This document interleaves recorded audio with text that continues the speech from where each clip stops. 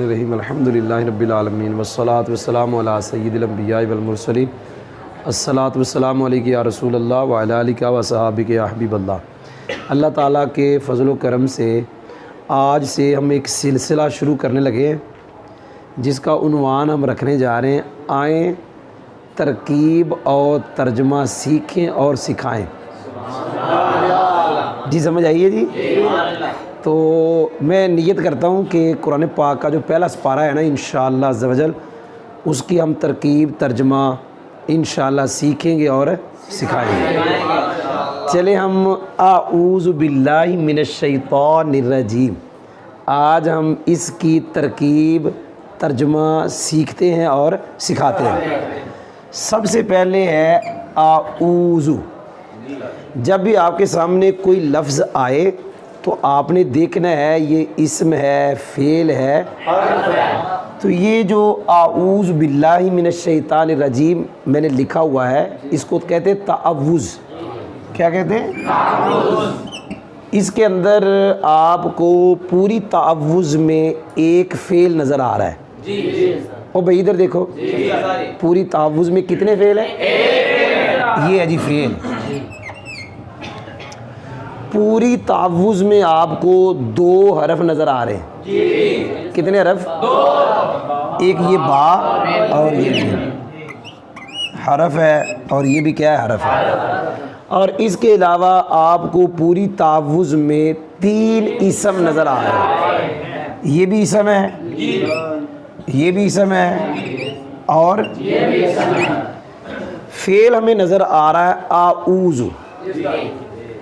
فعل جب بھی آپ کے سامنے آئے تو آپ نے سب سے پہلے اس کا فاعل تلاش کرنا ہے۔ اور یہ ہمارے جو سبق سنتے ہیں لوگ، ہم نے ان کو کئی مرتبہ بتا دیا ہے کہ مضارع کے فاعل کو تلاش کرنے کا طریقہ یہ ہوتا ہے کہ آپ مضارع کا صیغہ دیکھیں، تین میں سے ہے، دو میں سے ہے، یا نو میں سے ہے۔ تین سے مراد واحد مذکر حاضر، واحد متکلم، جمع۔ اعوذ تین میں سے ہے، یہ واحد متکلم کا صیغہ ہے، اور یہ پکا قاعدہ ہے جو تین صیغے ہیں مضارع کے، واحد مذکر حاضر، واحد متکلم، ان کا فاعل ہمیشہ ضمیر مرفوع متصل۔ واحد مذکر حاضر میں انت، واحد متکلم میں آنا، جمع متکلم میں ہمیشہ یہ اندر مضارع کے تین صیغوں میں ضمیر ہوگی، اور اس ضمیر کو کہتے ہیں مرفوع متصل۔ اعوذ مضارع کا صیغہ ہے اور یہ تین صیغوں میں سے ہے، لہذا اس کا فاعل اس کے اندر ہے آنا مرفوع متصل۔ جی یاد ہو گیا ہے؟ اچھا ایک بات بتا رہا ہوں، یہ مضارع کا صیغہ ہے، اس کے شروع میں کوئی ناصب جازم نہیں ہے، آپ نے سنا نہیں ہے۔ اچھا ایک اور بات، یہ مضارع کا صیغہ ہے، کیا یہ جمع، جب ہم نے پہلے کہہ دیا واحد متکلم تو یہ جمع مونس غائب و حاضر ان میں سے تو نہ ہوا؟ آپ نے سنا نہیں۔ مضارع کے جو دو صیغے میں نے بولے ہیں، جمع مونس غائب و حاضر، کون سے دو صیغے؟ یہ ہمیشہ مبنی ہوتے ہیں۔ کیا ہوتے ہیں؟ ہمیشہ۔ اچھا بقایا کتنے رہ گئے صیغے؟ 12۔ 12 کے ساتھ نون تاکید لگا ہوا ہو تو وہ بھی مبنی، وہ بھی کیا ہو گئے؟ مبنی۔ یاد ہوا ہے؟ یہ دو صیغوں میں سے نہیں ہے۔ کون سے دو؟ جمع مؤنث غائب، جمع مؤنث حاضر، ان میں سے نہیں ہے۔ اچھا یہ 12 میں سے ہے، اور 12 بھی وہ جو نون تاکید سے خالی ہے۔ اگر 2 میں سے ہوتا تو مبنی تھا، اگر 12 میں سے اور نون تاکید لگاؤ تو پھر بھی مبنی۔ نہ یہ 2 میں سے ہے نہ ان 12 میں سے ہے جن کے ساتھ نون تاکید ہے۔ ہاں 12 میں سے ہے لیکن نون تاکید سے خالی ہے، لہذا یہ مضارع کا صیغہ مورب ہے۔ آج کے بعد آپ کے لیے مضارع مورب کی تلاش آسان ہو گئی۔ اگر آپ کے سامنے مضارع کا صیغہ آتا ہے، آپ نے اتنا تلاش کرنا ہے کہ جمع مونس غائب و حاضر میں سے ہے یا نہیں ہے؟ اگر ہے تو مبنی، اگر نہیں ہے پھر دیکھنا نون تک ہی لگا ہے یا نہیں ہے، اگر لگا ہے تو مبنی، نہیں لگا تو مورب۔ اب یہ دو میں سے نہیں ہے اور مضارع کے 12 میں سے ہے، اور مضارع کے 12 میں سے ہے لیکن نون تکید نہیں لگا ہوا، لہذا یہ کیا ہوا؟ مورب۔ کیا ہوا؟ یہ مضارع کا صیغہ مورب ہے۔ اب جب مضارع کے مورب تو ہو گیا، اب آپ دیکھیں اس کے شروع میں کوئی ناصب جازم ہے؟ لام، لما، لام امر، لائے نہیں، اور ان، لن کے، اس کے شروع میں کوئی بھی نہیں، تو پھر وہ مضارع مرفوع ہوگا۔ کیا ہوگا؟ جی اتنا ہی بڑا جو میں نے بتا دیا۔ اب یہ دو جو جمع مونس غائب و حاضر ان میں سے نہیں ہے، اور 12 جو نون تکید والے ان میں سے نہیں ہے، یہ ہو گیا مورب، ناصب جازم سے خالی ہے، یہ مضارع مرفوع ہے۔ وہ بعد کی بات ہے کہ اس کا رفع کس کے ساتھ ہے؟ ضمہ لفظی کے ساتھ۔ جی کوئی سمجھ آئی؟ اچھا یہ فعل ہے، فاعل ہم نے تلاش کر لیا۔ آگے ہے باللہ، یہ با حرف جار ہے، لیکن اس کے لیے اتنا ہی ہے کہ یہاں دو حرف جار، دو حرف ہے اور دونوں حرف جار ہیں۔ تعوذ میں کتنے حرف ہیں؟ اور دونوں کے دونوں حرف جار ہیں، اور ان کا کام ہوتا ہے یہ جر دیتے ہیں۔ یہ نیچے جر کس نے دیا؟ یہ نیچے جر کس نے دیا؟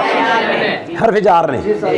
یاد رکھیں جو جار مجرور ہوتا ہے یہ بھی ہم بارہا مرتبہ بتا چکے ہیں، یہ جار مجرور مل کر کیا ہوتے ہیں؟ متعلق، جس کے ہوں اسے متعلق۔ جی یاد ہو گیا۔ ایک اور قاعدہ یاد رکھیں، یہ جو فعل ہے نا اعوذ، آزا یعوذ، اس کے بعد اکثر طور پہ با بھی آئے گی، من بھی آئے گا۔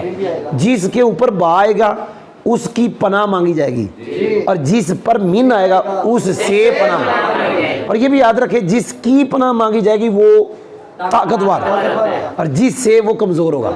جی کوئی سمجھ بھی آئی؟ تو یہ جار مجرور ہے، یہ بھی جار مجرور، اور دو یہ جار کا مقصد جو جار ہوتا ہے وہ کیا دیتا ہے؟ جار۔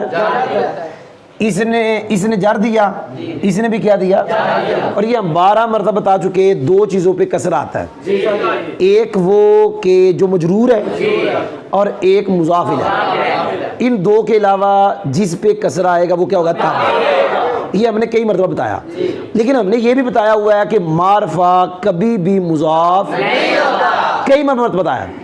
اب یہ دیکھیں الرجیم، اس کے نیچے آیا ہوا ہے کسرہ، یہ کسرہ پڑھنا ہے، اس کے شروع میں کوئی حرف جار نظر آ رہا ہے؟ اگر ہم اس کو مضاف الیہ بنائیں تو مضاف بن جائے گا شیطان۔ شیطان کے شروع میں الف لام ہے، یہ معرفہ ہے، یہ مضاف نہیں۔ تو میں نے ابھی بتایا کہ دو چیزوں پہ کسرہ آتا ہے، اگر دو کے علاوہ کسی پہ کسرہ ہے تو وہ کیا ہوگا؟ تا۔ یہ پھر اس کی صفت ہے، کیونکہ وہ قاعدہ ہے دو معرفے اکٹھے آئے۔ یار کوئی سمجھ بھی آئی کہ نہیں آئی؟ میرے خیال میں کچھ نہ کچھ گزارا ہوا ہے، انشاءاللہ روزانہ پڑھیں گے تو پھر ایک ترتیب بن جائے گی۔ کوئی سمجھ آئی ہے؟ تو اب میں صرف ترکیب کرتا ہوں۔ اس کو ہم کہیں گے فعل، کہیں گے اس کے اندر آنا، اور یہ کون سی میں نے بتایا؟ مرفوع، جو اندر ہوتی ہے وہ ہوتی مرفوع متصل۔ یہ با جار ہے، اس میں جلال شی مجرور، جار مجرور مل کے ظرف لاغ متعلق آؤ، من حرف جار ہے، الشیطان موصوف ہے کیونکہ معرفہ ہے اور یہ بھی معرفہ، یہ موصوف ہے۔ الرجیم اس کی صفت ہے، ویسے تو ہم کہیں گے الرجیم صیغہ صفت، اس میں ہوا ضمیر، اس کا فاعل، صیغہ صفت اپنے فاعل سے مل کر، شبہ جملہ اسم، اس کی صفت، موصوف صفت مل کر، یہ جار مجرور مل کے ظرف لاغ، یہ فعل اپنے آنا فاعل اور دونوں متعلق اسم، جملہ فعلیہ خبریہ لفظاً، جملہ فعلیہ انشائیہ مان۔